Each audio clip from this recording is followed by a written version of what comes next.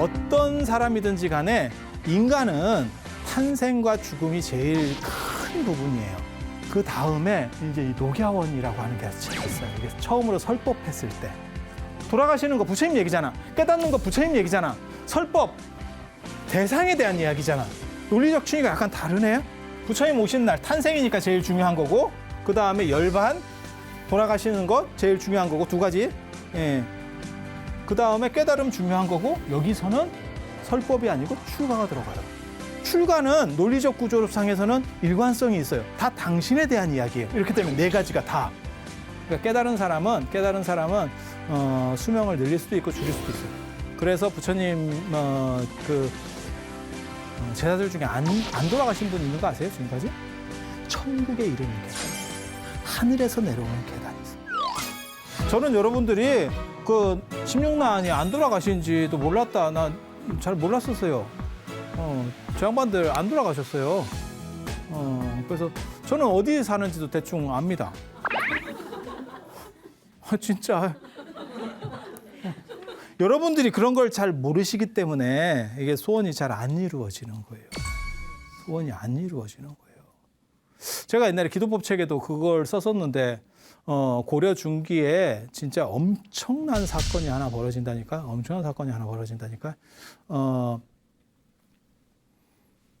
원나라 황제의 아들은 황자라 그래요. 황자가 고려로 유배를 와요. 고려로 유배 왔다는 건 인생 끝났다는 거예요. 고려 왕 중에서 티베트로 유배 가는 경우도 있어요.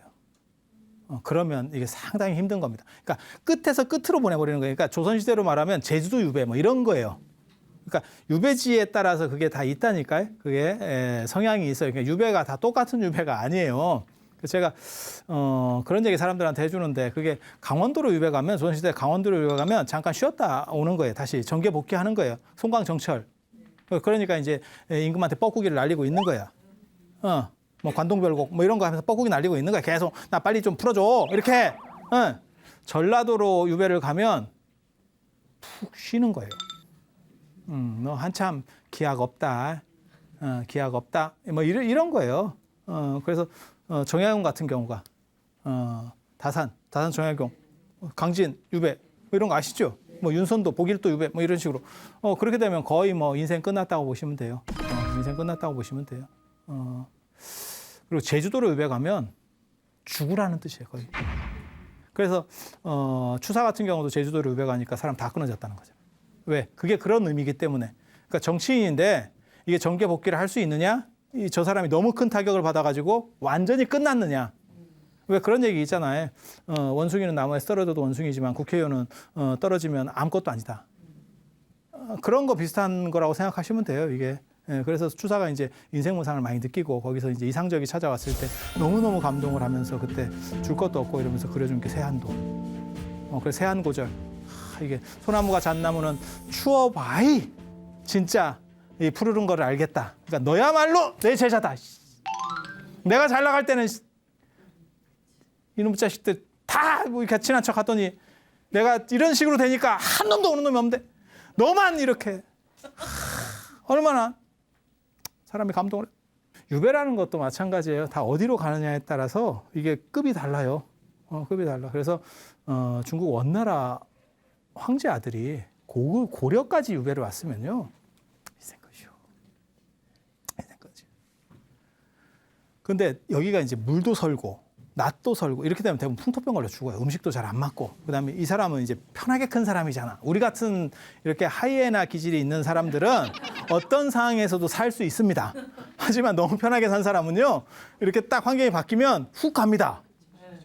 이해되죠? 이해 안 될 것 같은데. 그렇지. 이해하는 듯한 얼굴로 나도 그랬는데 뭐 이런 식 얼굴 하지 마. 우리 과 안 돼, 우리 과. 지구가 멸망해도 바퀴벌레랑 맞고를 치겠다. 이런 정신 자세로 살고 있는 사람.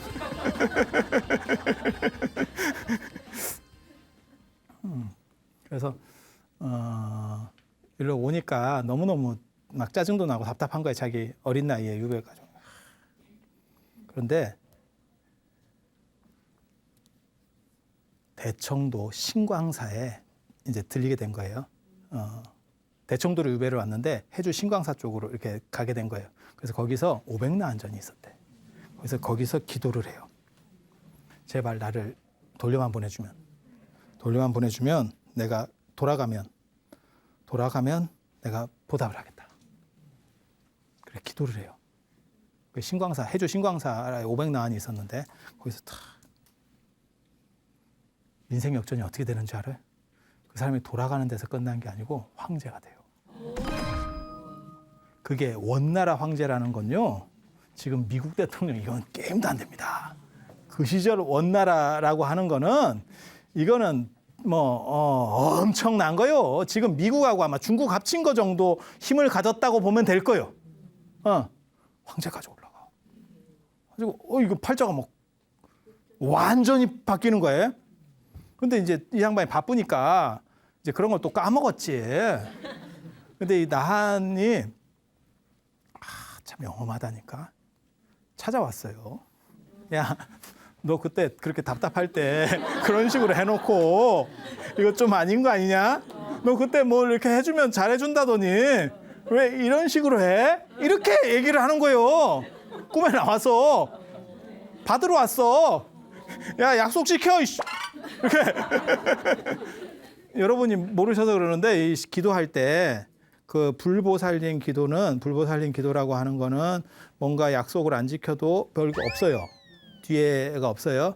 근데 뭐 산신기도라든지 뭐 이런 나한기도라든지 저 나반존자나 이런 것들은 이렇게 좀 하급 기도는 신중기도도 마찬가지고 뭔가를 걸잖아요. 그러면 더 빨리 이루어지고 그걸 안 했을 경우에는 잘못하면 타격을 받습니다.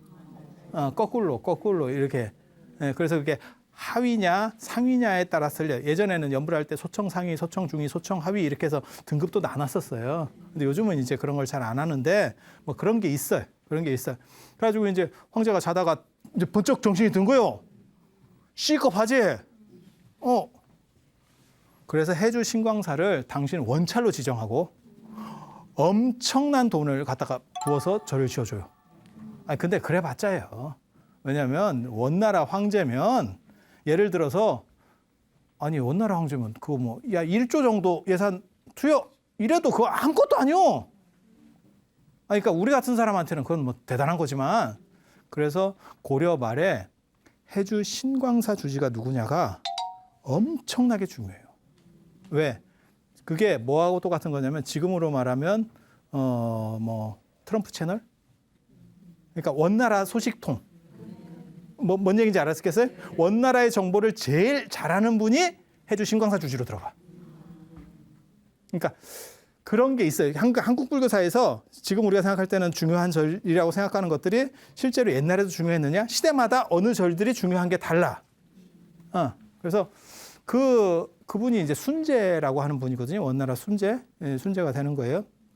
그분이 누구냐면 기왕후 남편이에요. 고려 기왕후 몰라요? 두 번째 부인으로 공녀로 들어가갖고 두 번째 부인이 됐다가 나중에 그렇게 되는 거예요, 스토리가. 그러니까 여러분들이 인생 역전할 기회가 많이 있었는데 이런 것들을 잘 몰랐던 거야. 어디다가 갖다 기도를 해야 되고 어디다가 갖다 절을 해야 되는지도 모르고 있었던. 그래 맨날 1,000원씩 띄고 있었던 거야. 복전함에 1,000원씩 넣어봐야 이게 이쪽인지 저쪽인지 잘 몰랐던 거예요. 그래서 그런 게 나한이에요.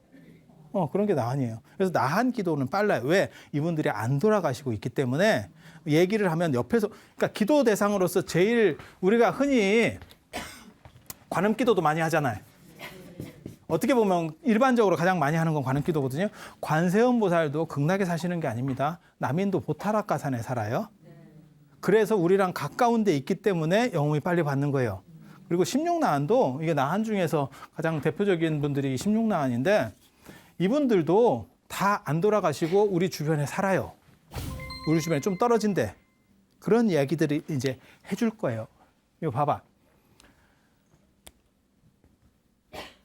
바이샬리에서 가장 중요한 게 수명포기라고 하는 사건이에요. 지난 시간에 잠깐 얘기를 했었는데 부처님께서 더 오래 깨달음을 얻은 사람은 자신의 내면을 정화해서 수명을 늘려갈 수도 있고 그 다음에 줄여갈 수도 있어요. 실제로 대당서역계 같은 데서 보면 대당서역계 같은 데 보면 뭐가 나오냐면 명상에 든 수행자가 나와요.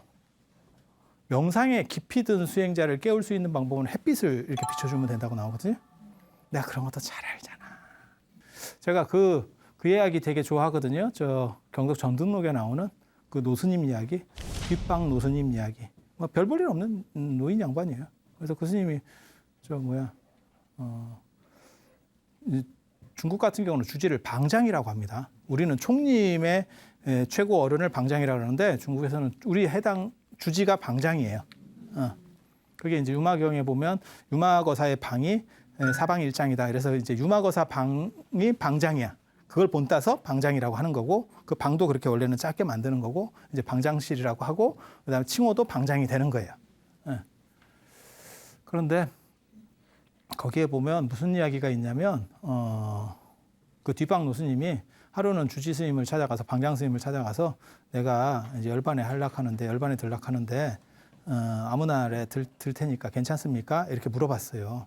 그랬더니 그 주지 스님께서 뭐라고 말씀하시냐면 그날 절에 행사가 있는데 당신이 그렇게 스님이 그렇게 복잡하게 만드시면 안 된다고. 그랬더니 그러면 알았다고. 그럼 다음 날 열반하는 걸로 다시 스케줄을 잡아볼 테니까 그러면 가 있겠다고. 그래 가요. 그리고 다음에 와가지고 또 내가 날짜를 잡았는데 이때 이렇게 좀 열반하면 되겠냐고 이랬더니 그때 신도 제가 있대. 근데 이제 신도도 센 신도가 있고 그냥 신도가 있어. 절에 다녀보면 알아. 다 있어. 그런 급이 있어. 근데 큰 신도 제가 있대. 그래서 스님이 자꾸 이렇게 걸치적거리면 안 된대. 그래서 그러면 알았다고. 또 가요. 하고 세 번째 와가지고 또 내가 날짜를 잡았는데 그날은 절에 일 없냐고 이러니까 그 스님이 이때는 괜찮다고. 비었을 때라고. 돌아가셔도 된다고. 그때 돌아가셔. 이런 얘기 굉장히 많아요. 되게 재밌는 얘기인데 언뜻 생각할 때는 그냥 웃기는 얘기 같다라고 할지 모르지만 이 정도는 해야 깨달은 사람이에요. 깨달은 사람이라고 하는 게 이런 기술도 없이 무슨 뭐 병원에 누워가지고 돌아가시고 이런 거는 사실은 별로 그렇게 바람직한 건 아니에요. 그래서 여기서도 마찬가지예요. 이 수명 포기라는 것도 내가 더 살 수 있지만 안 한 3개월 전 얘기예요. 바이샬리에서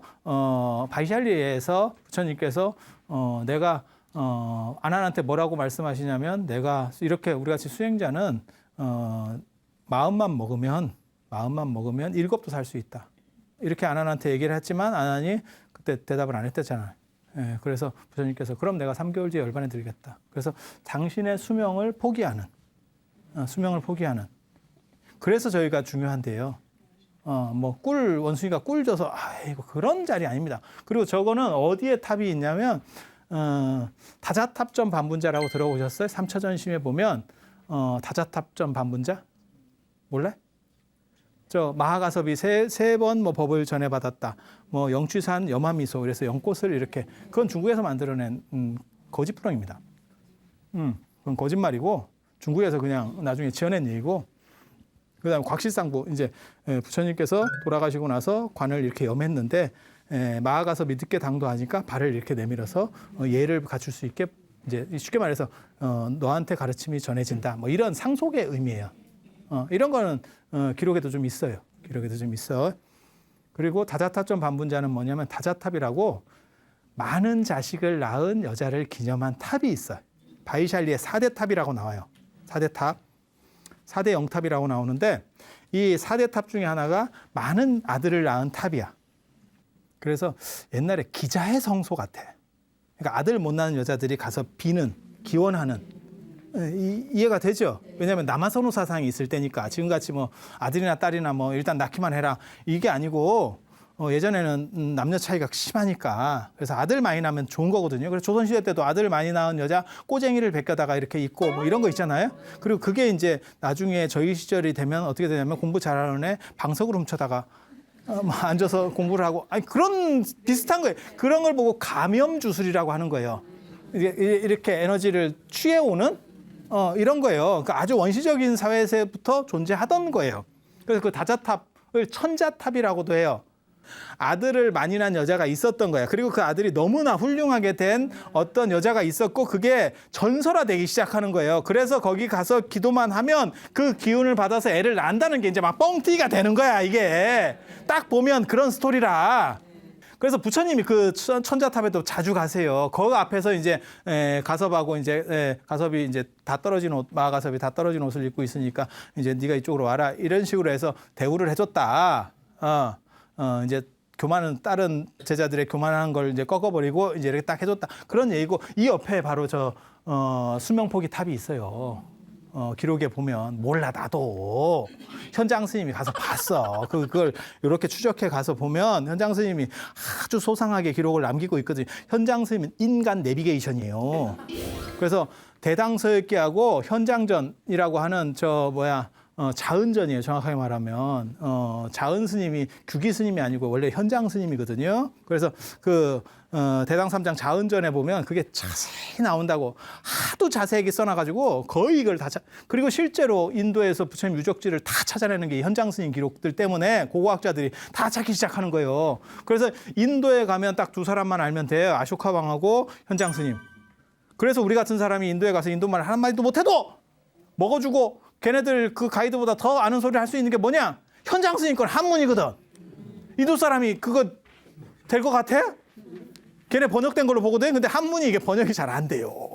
그렇게 쉽지가 않아. 우리는 한문을 번역하는 게 쉬운 게 뭐냐면 같은 한자 문화권이라서 가능한 거고 이게 좀 거지 같다고. 그래서 언어라고 하는 게 동일 문화권 밖으로 벗어나면 왜곡이 심해요. 그리고 우리 같은 경우는 이제 계속 밥 먹고 이런 걸 하니까 한자도 대충 알고 이렇게 해서 원전까지 보잖아. 그러면 훨씬 이해도가 높아지는 거지. 아니 그렇지 않겠어요? 그런 거예요. 사위성이 있어. 사위성이. 슈라바스티 사위성.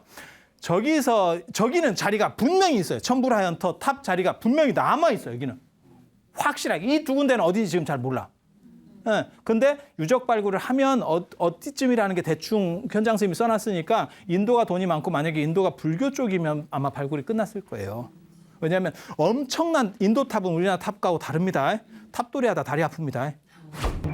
이렇게 인도 탑들은 크기 때문에 유적이 반드시 남아요. 아무리 파괴된 지 오래돼서도 밑에 기단이 남을 거예요. 땅에 묻힌다고. 그래서 그걸 파면 돼. 근데 지금은 아직 이 두 군데는 지금 못 찾은 거고 이 부분은 분명히 있습니다. 천불하는 탑. 사위성에 가신 분은 요 천불하는 탑. 이게 어디랑 같이 가냐면 수자타당자 집터 뭐 이런 데랑 같이 가는 데예요. 근데 여기서 망고나무 기적이라는 게 있거든요. 망고나무 기적. 사위성이 인도 지도를 이렇게 보면 왕사성은 이 동쪽에 있어요. 사위성이 이쪽에 있어요. 바라문교 문화가 이렇게 퍼져가거든요. 그래서 왕사성 쪽은 훨씬 인도 전통 문화적인, 그러니까는 뭔가 변화적인 그런 문화고 사위성이 훨씬 보수적인 문화예요. 그래서 저 사위성에서 부처님이 여러 번 돌아가실 뻔해요. 부처님을 시해하려는 음모들도 많이 있었고, 그다음에 부처님에게 모함을 씌우는 얘기도 있고, 저기 이제 사위성에 어떻게 보면 랜드마크가 기원정사거든요. 7층으로 된 건물. 그리고 그 옆에다가 외도들이 신도라고 자꾸 이렇게 다니게 해놓고 사람을 죽여서 묻어놓고 막 이런 사건들도 있어요. 그리고 부처님 애 임신했다고 오는 사건, 그 전차바라문녀 사건이라고 아주 유명한 사건이에요. 근데 걔가 또 진짜 임신을 해갖고 온 사람한테 그렇게 했으면 완전 범죄가 될 건데 옛날에 뭐 유전자 검사도 없고 이러니까 뻑뻑 우기면 될 건데 또 바가지 넣고 했다가 잘못해서 이게 맞다고 이러다가 바가지 빠져가지고 상황이 역전 이거 무슨 개망신의 상황이 역전이에요. 그래서 우리는 큰 교훈을 얻을 수 있잖아. 상대를 이렇게 모함에 빠뜨리려고 해도 좀 치밀해야 된다. 너무 단순하게 아빠 꿍대라도 써! 얼마나 어수룩하게 묶었으면 이렇게 옥신각신 얘기하는데 뚝!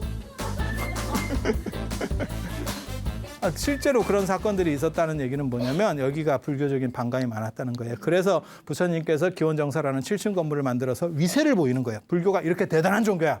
이렇게. 원래 예전에 큰 건축물이 존재한다는 건 뭐냐면 맘먹으려고 하지 마. 이런 뜻이에요. 그러니까 로마에 뭐 콜로세움 이런 거 딱 하나 하잖아요. 황제한테 맘먹으면 안 되겠네. 구경하면서 딱 그 생각이 드는 거예요.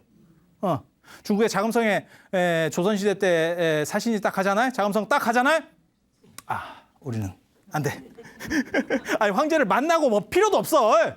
그러니까 창덕궁에 있던 그 눈으로 계속 보던 사람이 자금성을 한번 보면 예 이렇게 되는 거예요. 그게 큰 건축물을 세우는 이유거든요. 그래서 알렉산드리아의 파로스인데 그게 뭐 100몇십 미터씩 이렇게 돌로다가 만드는 거 다 그런 거예요. 딱 들어가는 순간 경기 끝이에요. 까불지 마. 이런 의미예요. 그래서 제가 그런 얘기 하거든요. 똑같은 부처님한테 기도를 해도 불상이 크면 기도가 잘 돼요. 불상이 작잖아요. 기도 잘 안 됩니다. 스님도 그렇고 신도도 그렇고. 이 자리는 실제로 있는 거고 여기서 이제 망고나무 기적이라고 하는 걸 부처님께서 보여주세요. 그때 이제 외도들이 도전을 하거든요.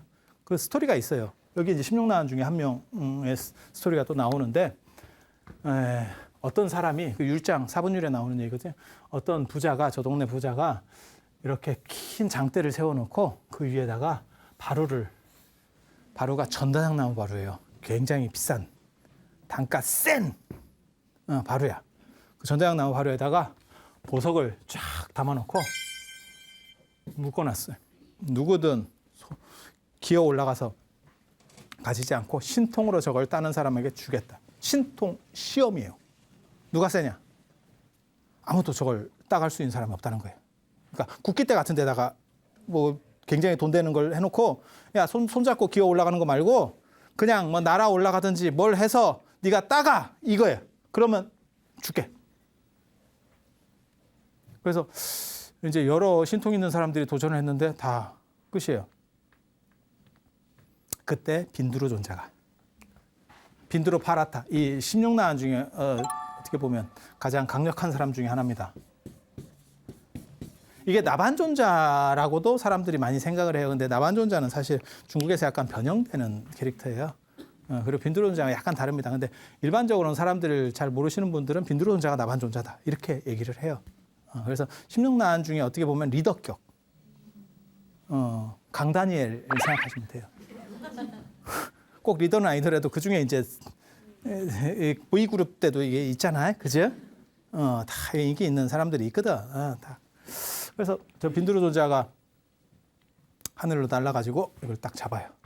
딱. 그때 사람들이 우와 이제 하는 거예요. 그런데 그게 아니고 그게 모든 사건들은 좋게 보면 좋은 거고 씹으려고 하면 어떻게도 씹어요. 그래서 뒤에서 그걸 진 사람들이 승복한 게 아니고 부처님의 제자들은 기술 중심이다. 저런 잡수를 배우고 있다. 그래서 우리를 이기는 거지 저게 내용 중심이 아니다. 씹으려고 하면 어떤 방식으로 씹을 수 있는 거야. 그래서 부처님 제자들은 부처님한테 기술 같은 거 중심으로 배운다. 신통이나 이런 거 잡기술 중심이다. 저 같은 서커스 공마단이다. 이런 식으로 자꾸 씹은 거요. 그래서 부처님께서 뭐라고 말씀하시냐면 제자들은 쉽게 말해서 승단은 앞으로 신통을 금한다. 이렇게 얘기를 해요. 신통을 금한다. 그랬더니 얘네들이 그 소식을 듣고 부처님한테 신통으로 한번 뜹시다. 이렇게 이렇게 얘기를 해요. 되게 재밌는 사건이라니까. 신통으로 한번 겨뤄봅시다. 여기 이 율장의 기록이 굉장히 중요한 기록이에요. 부처님이 거기서 오케이를 하시거든요. 왜 중요하냐면 승단 안에 부처님이 존재하느냐. 승단 안에 부처님이 계시는 거면 부처님이 승단은 신통을 부리지 마라 라고 했기 때문에 부처님도 하면 안 돼요. 근데 부처님이 하실 수 있다는 얘기는 부처님이 승단 밖에 있다라고 해석될 수 있는 여지가 있어요. 대승불교에서 이 승단에 있는 스님들, 큰 스님들을 아라한이라고 하고 대승불교는 사실 이 부처님을 추구하는 거거든요. 그리고 그 부처님을 향해 가는 사람을 보살이라고 하는 거예요. 그래서 이런 식의 부처님을 아라한 위에 특화시킬 수 있는 구조가 이 율장에서 보이는 거는 몇 군데 없어요. 그런데 이 구절이 굉장히 중요해요. 그래서 부처님께서 오케이를 하시고 그럼 어디서 하겠습니까? 그랬더니 그 망고동산에서 할게. 아무개 망고동산 알지? 거기서 몇 날 몇 월 며칠에 몇 시에 보자. 이렇게 얘기한 거예요. 그랬더니 미리 사전 준비를 해가지고 그 망고동산에 망고나무를 싹 베버렸대. 인도나 중국 같은 데 가보시면 망고 나무가 그렇게 대단한 게 아니에요. 우리가 망고가 좀 없어서 그런 거지. 예, 이용 선생께서 말씀하셨잖아요. 종로에는 사과나무를 심어보자. 뭐 이런 식으로 인도나 그게 저기 곤명이나 이런 데 가니까 망고 나무가 가로수던데? 아니 그게 다 틀려요. 기후 환경에 따라서. 그래서 망고 나무를 싹 비워버린 거예요. 저 양반이 망고 나무를 가지고 기적을 보이는갑다. 뭐 신통을 보이는갑다. 이래서 싹 비워버려. 그랬더니 부처님께서 망고를 하나 들고 가셨대잖아. 딱 들고 가셔가지고 거기 딱 하니까 나무 전멸. 이 어른이 이걸 미리 알고 계시는 거예요. 거기서 망고를 드시고 이게 망고도 두 종류가 있어요. 우리나라에 들어온 망고 맛없어요. 덜 익은 거 이렇게 와가지고 나무에서 익은 거 한번 먹어봐. 맛의 깊이가 달라. 진짜 감도 그렇고 실제로 그렇지 않아요? 나무에서 완전히 익은 거 진짜 따먹으면 그런 거는 이제 시장에 출하는 안 되잖아요. 그건 상하니까. 그렇지만 이렇게 뭐 지인들 뭐 이래가지고 이렇게 먹어보면 맛이 좀 틀리죠. 그 자리에 심었대. 그랬더니 나무가 그래서 그 나무가 안타는 거거든. 거기서 그 끝이 아니에요. 이거 이제 시작이야. 이제 시작이야. 그렇게 해서 부처님께서 그 밑에서 명상을 하면서 딱 보이니까 모든 나뭇잎에 부처님 얼굴이 쫙 찍히더라고요. 그래서 그거를 천불화연이라 그래. 천부처님께서 화연했다, 드러냈다. 속에서 천불이 났다가 아니고 천부처님께서 모든, 그러니까 천이라는 건 나뭇잎 개수가 1000개가 아니고 모든 나뭇잎에 드러났다. 그렇게 해서 그 사람들을 찍으시켜요. 찍으시켜. 그리고 나서 부처님께서 어머니를 위해서, 왜 어머니 얘기가 나오냐면 어머니가 당신 태어나시고 나서 7일 뒤에 이제 돌아가시니까 어머니에 대한 이런 부담감이 있어요. 부담감이 있어. 지지난 시간에 우리가 그런 얘기를 좀 했었잖아요. 그래서 어머니를 교화하시기 위해서 도리천으로 올라가세요. 부처님 어머니는, 불교는 그게 아니에요. 내가 대통령을 낳은 게 아니고 대통령이 될 아들을 낳은 거야. 그리고 이분이 대통령이 되고 난 뒤에 뭔가를 이렇게 좀 받았으면 모르는데 너무 일찍 돌아가신 거예요. 그러니까 부처님을 한 번도 본 적이 없는 거야. 나는 고타마 시타르타를 낳았을 뿐이지 실제로 부처님이 된 거는 내가 내 아들이 대통령이 되는 걸 한 번도 본 적이 없는 거야. 이해가 되죠? 그러니까 이게 위계가 높게 갈 수가 없어요. 그래서 부처님 어머니는 도리천에 계시는 거고, 그 도리천 선법당이라고 하는 도리천 공회당이에요. 내가 또 도리천 그 지도를 다 압니다. 도리천 위에가 어떻게 생겼는지 다 알아요. 내가 사후세계도 어떻게 생겼는지 다 알고, 내가 그런 거 다 찾아가지고 어디 머릿속에 이렇게 위치까지 이렇게 찍어가지고 다 해놨다니까. 도리천도 내가 가면 여기 들러보고 여기가 보고, 위쪽에는 승전이라고 하는 제석천이 살고 있는 내궁이 있고, 밑에 쪽에 이제 선법당이라고 해서 그 주변으로 32천이 이렇게 둘러 살아요. 방갈로 같이 이렇게 집따로 해가지고, 그다음에 바깥쪽에는 네 군데가 이렇게 솟아 있고, 뭐 이런 게 다 있어. 이런 건 아이고 얘기하고 싶어 죽겠는데 시간이 없네.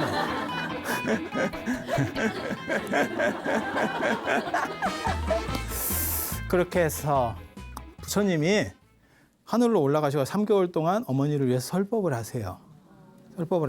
그래서 하늘로 올라간, 그렇게 샥 솟구쳐서 올라간 그 자리에 탑을 세운 게 천불화연 탑이야. 천불화연 탑. 그래서 제가 인도 가면 거기서 이렇게 누워 있거든요. 그 자리에 하늘을 보면서 이렇게 쫙. 부처님께서 일로 거기가 어떻게 보면 하늘로 올라가는 포탈이야. 쫙 에너지 어떤 그냥 막 놓기만 하면 막 쫙 빨려가는 에너지, 어떤 이 홀이 있어. 근데 이게 부처님 신통 중에서 부처님 최고의 신통이야. 당신이 그걸 어떻게 아느냐? 특별히 여기만 대신변이라 그래. 이런 거는 그냥 신통이라 하고 여기는 대신통이라 그래. 제가 전에도 그런 얘기 해드렸잖아요. 우리나라도 보름이라고 하는 뭐 7월 보름, 6월 보름, 뭐 8월 보름 뭐 이렇게 많지만 정월은 대보름, 8월도 대보름 이렇게 특화시킨다고. 그러니까 대자가 들어가면 최고라는 뜻이에요.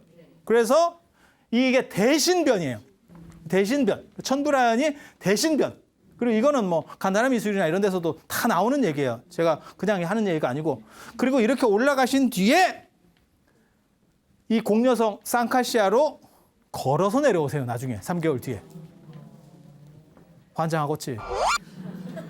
그냥 내려왔다 하면 좀 그런가 보다 할 건데 이거 도대체 뭐요? 어떻게 걸어온대? 견적이 안 나와. 어떻게 해요? 이게 공녀성인데 이게 여기 얽힌 전설이 또 있어요. 공녀가 뭐냐면 허리 굽은 높아. 이렇게. 공녀 이렇게 공녀. 지금은 공녀가 없는데 저희 어렸을 때만 해도 여러분 연세 정도 되면 공녀들이 좀 있었어요. 꼬부랑 할머니 이렇게 그죠? 그래서 거기에 이제 또 어떤 전설이 있어요.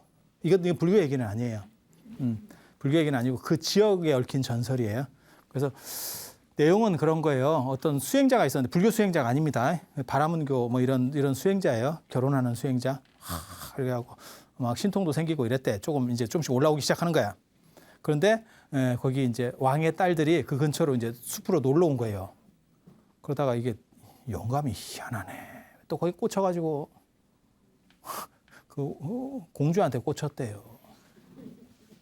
몰라. 늙은 말이 홍담을 밝힌다고. 갑자기 또 거기 젊은 애들한테 꽂혔대. 가지고 왕한테 이렇게 서신을 보내요. 당신 딸 중에 하나를 나에게 마누라로 이렇게 보내달라.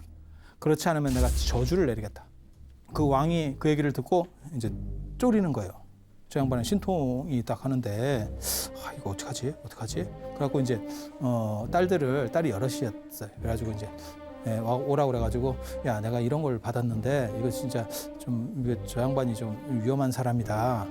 저기 약간 똘틱한 사람이기 때문에 저 쉽지가 않다. 누가 좀 집단을 위해서 우리 전체를 위해서 좀 가면 안 되겠니? 그랬더니 이제 큰 딸들이 뭐라고 얘기하냐면 영감하고 안 산다. 왜 영감하고 당연한 얘기 아니에요? 그리고 자기가 공주 출신이고 편하게 살았는데 그 산소에 가가지고 이게 뭐요? 시작하자마자 인간 좀비하고 어떻게 살아?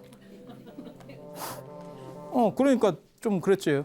가지고 이렇게 하고 있는데 그 막내딸이 한 7, 8살밖에 안 됐는데 애인데 이제 눈치껏 보니까 누군가는 해야 될 것 같은 상황이 드니까 제가 할게요 이랬다는 거야. 그러니까 아버지가 이제 고맙다 이렇게 해서 걔를 보냈대요. 걔를 보냈대. 근데 그 영감님이 그 노인 수행자가 볼 때는 이게 부인을 보내라 했지. 여기가 무슨 유치원이냐? 걔가 무슨 돌봄이야? 이게 뭐야 도대체? 그러면 좀 클 때까지 기다리면 돼. 그러기 전에 내가 좀 하고 막 짜증이 이게 차라리 안 오는 것만 또 못하게 짜증이 났대. 그래서 저 성을 저주를 퍼부었대. 그래서 너희 모든 여자는 다 할매가 될 것이다. 그래서 그렇게 저주를 퍼부으니까 그 순간 다 젊은 애들이 이렇게 공녀가 됐대. 그게 공녀성의 전설이에요. 공녀성의 전설이야. 그러니까 전설 불교 얘기 아니고. 근데 저는 이걸 뭐라고 해석하냐면 이제 부처님이 오시면서 부처님이 저기서 이제 하늘에서 내려오시면서 저게 이제 저 재앙이 걷어지거든요. 근데 그걸 저는 뭐라고 해석하냐면 아마 저렇게 집단적으로 뭔가 이렇게 병이 나오는 거는 수인성이에요.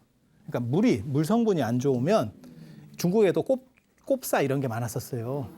주공도 꼽사고 그 낙양 쪽에 가면 물이 안 좋아요. 그래서 그쪽 사람들이 꼽사 비율이 높다고. 그게 이제 뭔 뜻인지 아시겠죠? 물이 좋아지고 나서 우리가 수십 년을 더 살게 된 거예요. 물이 안 좋아지면 수십 년이 이 수명이 감소돼요. 그래서 아마 수인성이 뭔가 있었는갑다. 그리고 부처님께서 오셔서 뭔가 합리적인 대안을 좀 마련을 해주셔서 아마 그게 저주가 끊어졌는갑다. 그래서 아무튼 하늘에서 일로 내려와요. 그래서 이 천불하연 자리에서 올라가고 일로 내려옵니다. 근데 걸어서 내려왔다는 거예요. 이게 환장할 노릇이다. 도대체 걸어 내려왔다는 게 뭘까? 근데 그 탑이 있어. 저기에 공녀성에도 저 탑이 있어. 근데 법현 스님이 고승 법현전, 그러니까 불국기라고 하는 거를 써요. 기행문을 현장 스님보다 빨리 써요. 현장 스님보다 빨리 써. 근데 그 양반 책은 좀 얇아요. 그런데 거기에 보면 뭐라고 나오냐면 저기에 7개 계단이, 원래 계단이 쭉 하늘로 올라가는 계단들이 있었는데 7개 계단 다 파괴되고 계단이 한 7개 남았더라. 현장 스님도 계단 얘기를 써요. 아, 이거 환장한다니까. 그러니까 단순히 그냥 뭐 이렇게 됐어 저렇게 됐어가 아니고 뭔가 옛날에는 뭔가 유적이 있었대. 지금도 가보면 엄청나게 큰 탑이 있어요. 탑 유적이 있어요. 그걸 베껴보면 분명히 뭔가가 나올 것 같아. 막 미치게 베끼고 싶어. 공부하는 사람 입장에서는 막 까고 싶어지. 뺏기면 뭐가 도대체 스토리가 도대체 뭐야 이게. 그런데 그걸 못 건드려요. 그 위에 힌두교 사원이 하나 있어. 조그만 거. 한 요만한 정도의 진짜 학고방만한 힌두교 사원이 하나 있어. 그거 알박기를 해놨어. 그래서 그걸 철거해줘야 요걸 발굴을 해. 근데 인도는 이제 불교가 적고 힌두교가 많으니까 그걸 걔네가 철거를 안 해요. 그래서 그게 이 상카시아 유적이에요. 상카시아 유적. 그래서 원래 스토리는 이렇게 되는 거야. 원래 스토리는 이렇게 되는 거고요. 현장 스님이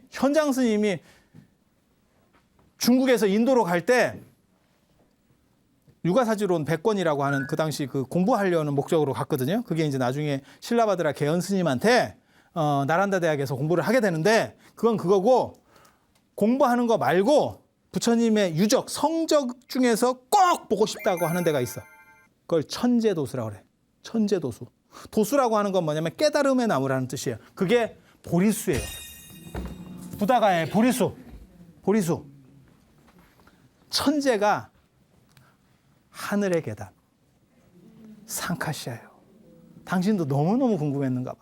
이쪽 그룹, 그러니까는 현장 스님도 뭐라고 생각했냐면 이 유적하고 이 유적이 메인이라고 생각한 거예요. 저는 생각이 약간 달라요. 이거는 맞고 사실은 이게 더 중요하다고 생각하거든요. 저는 천불하연이. 왜냐하면 대신변이라는 걸로 딱 나오는 걸로 봐서, 그러니까 이건 개인 차이예요. 현장 스님은 그렇게 생각한 거고 대신변이라고 하는 거는 사실 집단들이 대부분 후대 사람들은 다 저쪽으로 봤었어요. 그래서 아마 객관적인 걸 보려면 아마 천불하연이 나을 거다라고 생각하는 거고, 여기서는 두 가지를 알 수 있어요. 하나는 변곡점 문화, 그러니까 인생에서 가장 중요한 변곡점. 그 다음에 하나는 신통 문화. 그리고 아까도 이렇게 얘기를 한 거였고, 이 10대에도 변곡점 얘기, 그 다음에 16나안은 신통. 그래서 이런 두 가지가 있는 거고, 16나안 중에 목건현 존재는 안 들어요. 아니 10대자 중에 10대자가 아니고 16나안 중에 10대자 중에 목건현 존재가 드는데, 10대자는 뭘 의미하는 거냐면 부파불교, 그러니까 소승불교, 우리가 그냥 쉽게 입에 붙은 대로 말하면 소승불교 중에서 가장 중요한 부파하고 관련된 영웅들 10명을 추린 거예요. 그게 10대자예요. 기원 전후에 영향력 있는 분들 이렇게. 그리고 그쪽에 추려진 분이 희한하게도 목건현 존재하는 신통으로 유명한데도 불구하고 16나안에서는 빠져요. 16나안에서 빠져요. 그리고 16나안의 리더는 아까도 얘기했지만 빈두루 존재하고 그 다음에 주리반특이에요. 주리반특 존재. 주리반특이라고 압니까? 머리가 약간 떨어지는 사람. 부처님 제자 중에서 머리 제일 떨어지는 사람. 소로. 형은 반특이에요. 동생은 주리반특. 형은 대로. 큰 길. 주리반특은 소로. 이름이 웃기지? 엄마가 애를 뵀는데 큰 길에서 낳았대. 그러니까 이게 뭐 산딸도 계산도 못하는가 봐. 씨야, 배 아파. 큰 길에 낳았대. 그 대로야. 첫 애를 그렇게 낳았으면 조심해야지. 둘째 애는 작은 길 가다가 또 그냥 누워있으란 말이오. 산딸 가까이 되면 소로야.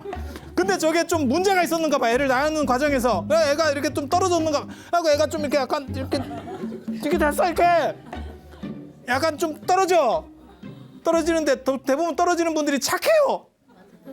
그래가지고 이제 형제가 둘 다 출가를 했는데 반특은 머리가 되게 좋은 형이에요. 그래서 주리반특은 좀 모질러. 그러니까 형이 뭐라고 했냐면 동생한테, 야 쪽팔리니까 너 집에 가.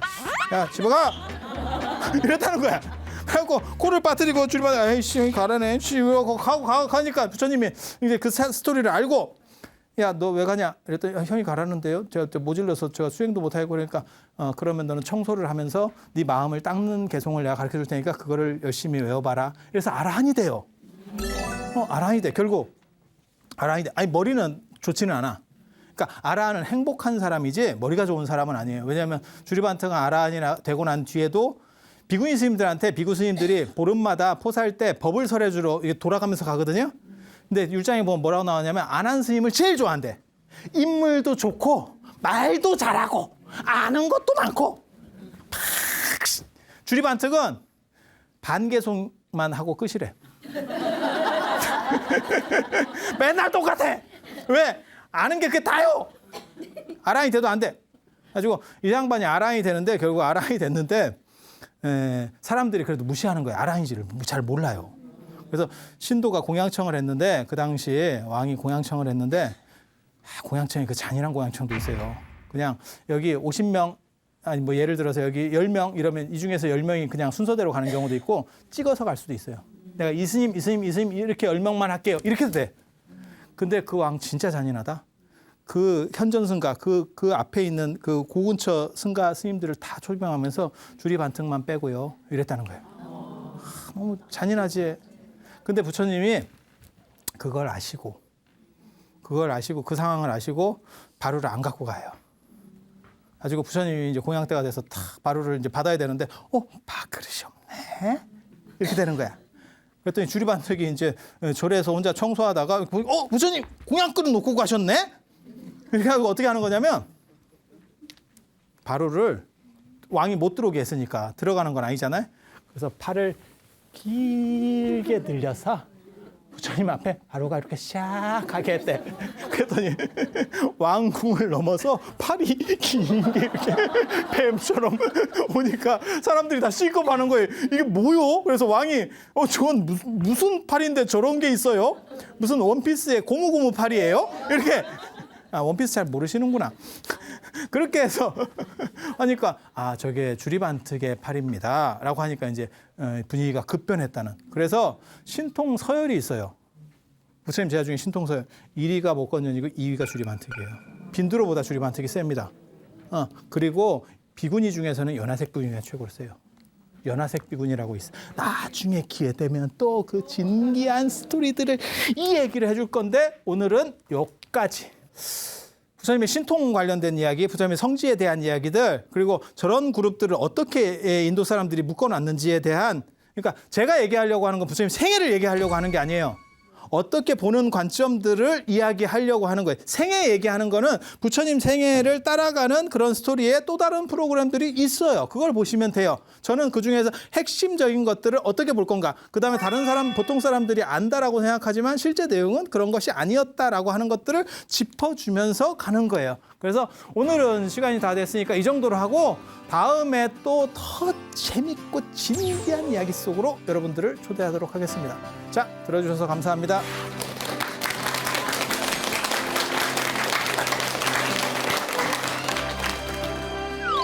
이제 부처님께서 왕궁에서 교육받는 이야기, 어학을 배웠고요. 이 어른이 무술을 배웠고 그다음에 통치술을 배웠어요.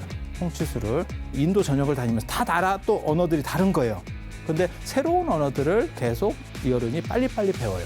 그리고 그 지역에 가면 언제나 그 동네 말로 합니다. 불교 교단이 이렇게 비약적으로 확대되는 데 있어서 굉장히 중요한 역할을 합니다. 부처님이 태자라고 하는 건 약간 과장이에요. 하지만 서열 1인 거는 100% 확실합니다. 왜 부처님한테 왕들이 저렇게 친절하게 할 수밖에 없는가? 그건 부처님이라고 하는 위대한 그러한 인격적인 부분도 있지만 힘도 있는 거예요. 힘도 있었던 거예요.